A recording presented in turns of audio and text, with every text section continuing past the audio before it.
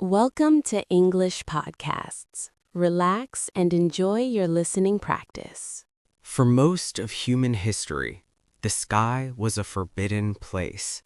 People watched birds glide through the wind and felt a quiet, impossible longing. Above them stretched an endless blue world, free from roads, mountains, and oceans. But for thousands of years, flight belonged only to feathers and wings. Humans could only dream. Inventors sketched strange machines with flapping wings. Philosophers imagined floating vessels, and daring experimenters climbed towers and cliffs, hoping that courage alone might carry them into the air. It never worked.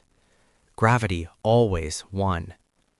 Then, at the end of the 19th century, two quiet brothers from a small bicycle shop in Dayton, Ohio, began asking a different question. Not how can humans fly like birds, but how can a machine control the air itself?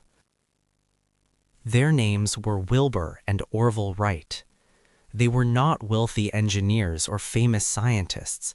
They repaired bicycles, studied wind currents, and spent long nights reading scattered research of earlier pioneers.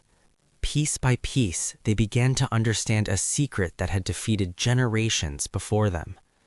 The real challenge of flight was not power, it was control. In a world where most inventors tried to build stronger engines, the Wright brothers focused on balance and steering. They studied how birds tilted their wings while turning, how small adjustments in shape could guide motion through invisible currents. From this observation came a revolutionary idea: wings that could twist.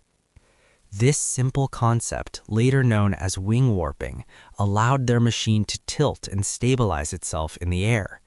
For the first time in history, a flying machine could be guided, not just launched. But theory alone could not conquer the sky. So in the windswept dunes of Kitty Hawk, North Carolina, the brothers built their fragile invention: wood, canvas, wire, and an engine barely strong enough to lift a person. The world around them remained skeptical. Many believed fired flight was centuries away. Some thought it was simply impossible. Yet on a cold morning in December 1903, the Wright Flyer rested on a narrow rail in the sand. Orville climbed aboard. The engine roared to life, the propellers spun, the machine trembled against the wind. And then, slowly, almost gently, it lifted from the ground. For 12 seconds, the Flyer moved through the air, traveling just over 30 meters. It was brief. It was fragile, but in that moment, something extraordinary had happened. Humanity had crossed an invisible boundary that had existed since the beginning of time. The sky was no longer unreachable. It had become a place we could enter. And from that short flight on a quiet beach, a new era began.